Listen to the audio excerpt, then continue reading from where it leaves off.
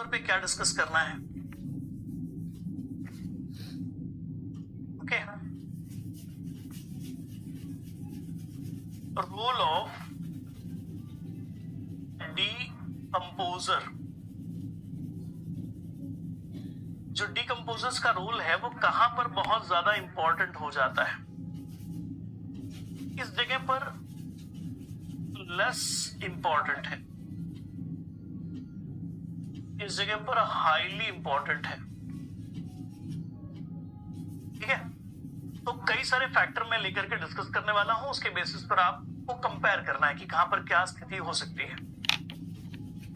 Newton cycle का बेटा इतना ही मतलब है, जो भी न्यूटन साइकिल पाया जाता है ये बहुत कॉम्प्लेक्स है, लंबा है, सर्कुलर है, छोटा सा है। छोटा सा होगा तो चेन की फॉर्म में होगा, इसलिए कहते हैं ओपन टाइप होगा। नाउ नेक्स्ट वन, कि अगर मैं आपसे पूछूं कि फोटोसिंथेसिस की रेट क्या होगी, रेट ऑफ फोटोसिंथेसिस,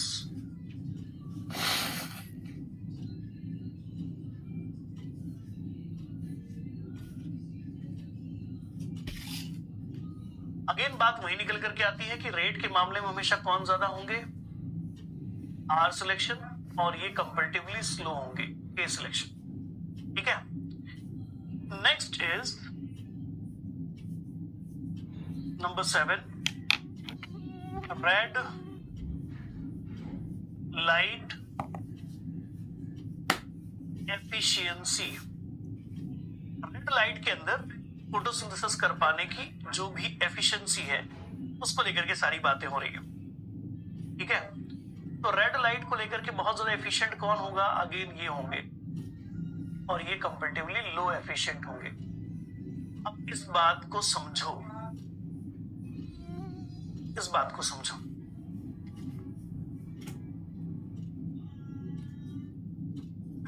देखो, प्रोडक्टिविटी का मतलब बेटा हम यहां रेट से बात कर रहे हैं। रेट का मतलब ये है कि बहुत जल्दी जल्दी लाइफ साइकिल किसकी होती है? बहुत जल्दी जल्दी प्रोडक्शन कौन कर सकता है? स्पीड में खाना कौन बना सकता है? सिलेक्शन बना सकते हैं, क्योंकि उनकी लाइफ साइकिल शॉर्ट है। ठीक है, लेकिन वहीं पर केस सिलेक्शन वालों की गड़बड़ है, वहां सिचुएशन अलग है। रेड लाइट इफेक्ट का भी बहुत आसान है समझना कि भाई अगर किसी एनवायरमेंट में रेड लाइट ज्यादा मात्रा में मिलती है तो उसे यूटिलाइज कर पाने की क्षमता भी वहां के स्पीशीज में ज्यादा मिलेगी। ठीक है, तो रेड लाइट एफिशिएंसी सबसे ज्यादा कहां पर है? पाइनियर में। क्यों? क्योंकि पाइनियर पौधे होते कितने बड़े? छोटे छोटे होते हैं, छोटे छोटे, सभी के ऊपर रेड लाइट पड़ती है। तो रेड लाइट को बेहतर तरीके से इस्तेमाल करना कौन जानता है? पाइनियर्स। लेकिन क्लाइमेक्स कम्युनिटी में क्या देखने को मिलेगा? बड़े बड़े ट्रीज होंगे, ऊपर कैनोपी होगी, सभी को रेड लाइट नहीं मिल पाएगी। कुछ लोगों को तो बहुत ही कम डिफ्यूज्ड लाइट मिलेगी, और इसलिए रेड लाइट में सबसे ज्यादा एफिशिएंट कौन होंगे? जो रेड लाइट में सबसे ज्यादा पाए जाते होंगे, मतलब आर सिलेक्शन।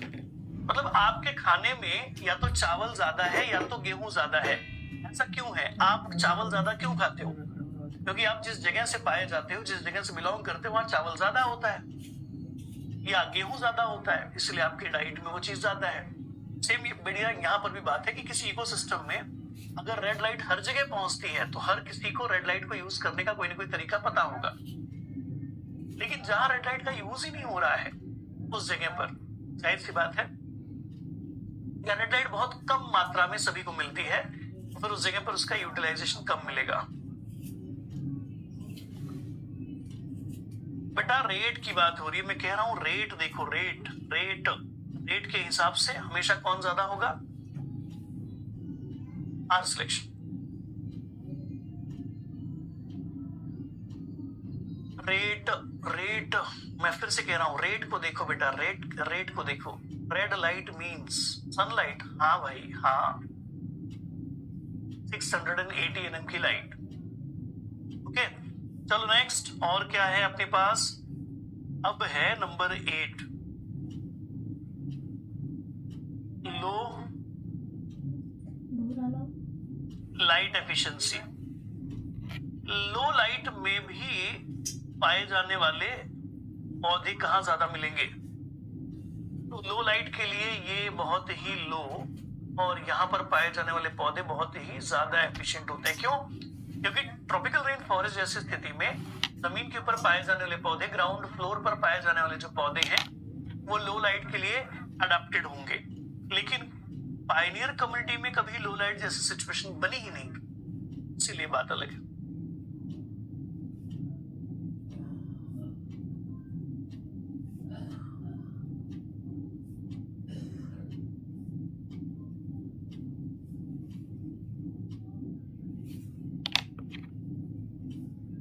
हम यहाँ पर पूरी कम्युनिटी की बात कर रहे हैं बेटा, पूरी कम्युनिटी, ठीक है।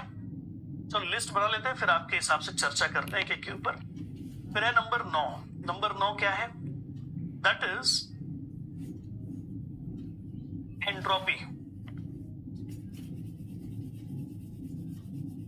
एंट्रोपी इनमें ज्यादा हाई होती है।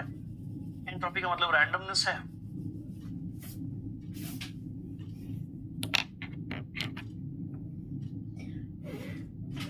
और यहां पर लो होती है एंट्रोपी। जो भी ऑर्गेनिजम्स होंगे उनकी बॉडी साइज में क्या देखने को मिलेगा? जी हाँ, बॉडी साइज को देख करके क्या लगता है? इनकी बॉडी साइज हमेशा क्या रहेगी? स्मॉल रहेगी। उनकी बॉडी साइज लार्ज भी हो सकती है। नंबर 11,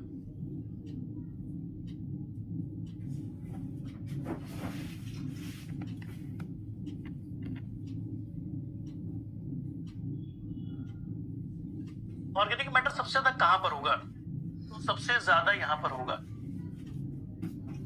और यहां पर कंपैरेटिवली लो होगा। याद रखना, ऑर्गेनिक मैटर पूछा है तो उस हिसाब से आपको जवाब देना है। अगर rate of organic matter production कहता तो फिर बात बदल जाती। अगला है नंबर 12। क्या देखने को मिलेगा? स्ट्रैटिफिकेशन। स्ट्रैटिफिकेशन कहां पर ज्यादा है? यहां पर स्ट्रैटिफिकेशन ऑलमोस्ट एब्सेंट है, यहां पर प्रेजेंट है काफी ज्यादा मात्रा में। नंबर 13,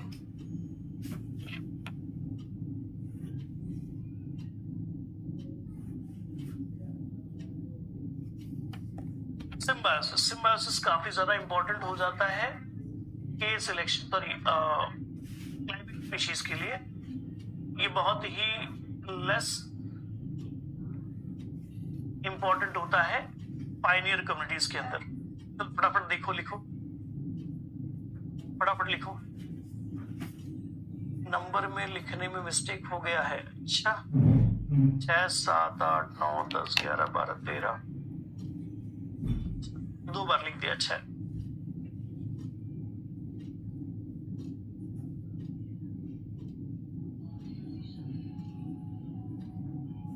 7, 8, 9, 10, 11, 12,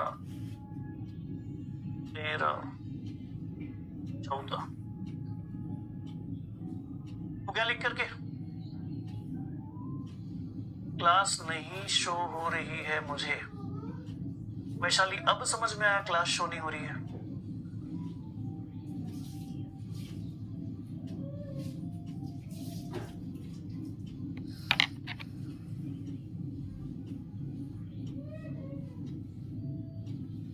बाज की नजर है लेकिन चीते की चाल मिसिंग है, ये तो हम जानते हैं, है ना? बाज की नजर तो है, स्ट्रैटिफिकेशन नहीं समझा। अब कल के सेशन में हम थे, फॉरेस्ट में स्ट्रैटा बहुत ज्यादा बनता हुआ दिखेगा, अलग अलग स्ट्रैटिफिकेशंस दिखेंगे। कहाँ ऐसा होगा? पायनियर कम्युनिटी में ऐसा नहीं होता, क्लाइमेक्स कम्युनिटी में ऐसा होता है। ठीक है सबा, चलो शाबाश। Number 15, now under that next number, अगर आपसे कोई पूछे कि जो निश विड्थ होती है या फिर रेंज ऑफ टॉलरेंस होती है,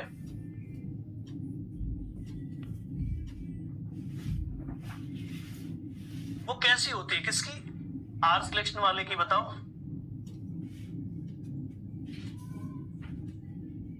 और इनकी कैसी होती है? नैरो, है ना? फिर 16 नंबर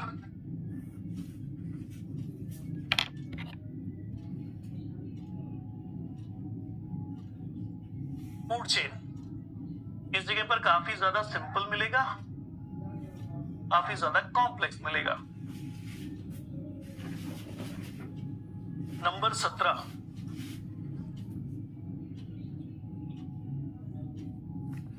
अगर इनकी ग्रोथ कर्व को ड्रॉ किया जाए, ग्रोथ कर्व वो कैसी आएगी? इनकी आएगी जे शेप्ड की, जे शेप्ड,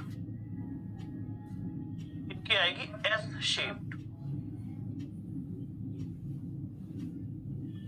फिर नंबर 18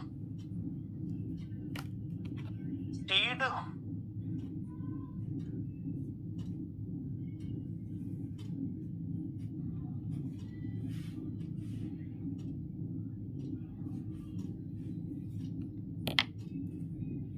डिस्पर्सल करने की एबिलिटी इनके पास हाई होती है, इनके पास पुअर होती है। मतलब सीड को डिस्पर्स कर पाने में उतने भी ज्यादा कारगर नहीं होते। Number 19 seed longevity.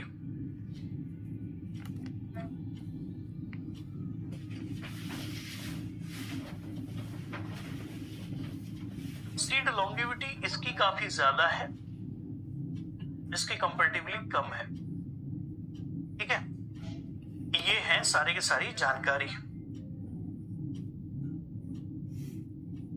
अच्छा, यहां तक बात समझ में आई है, नहीं आई है? और भी बहुत सारी बातें लिखी जा सकती है, जैसे कि जो भी स्पीशीज यहां पाए जाएंगे,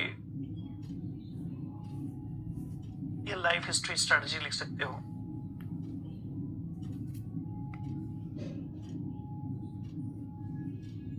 यहां पर होंगे जर्नलिस्ट,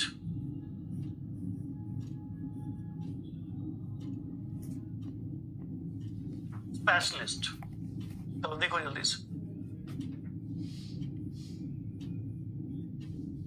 लॉन्गिविटी का मतलब है कि जो ड्यूरेशन है, वायबिलिटी है। जी हाँ,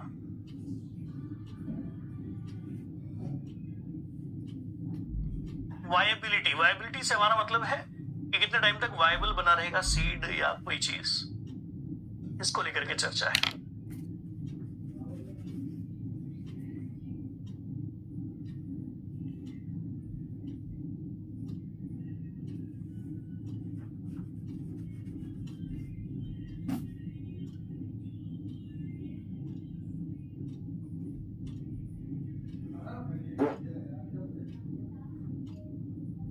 क्या बात है?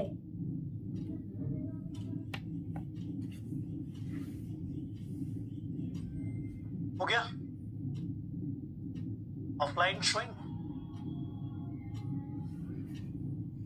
चलो शाबाश।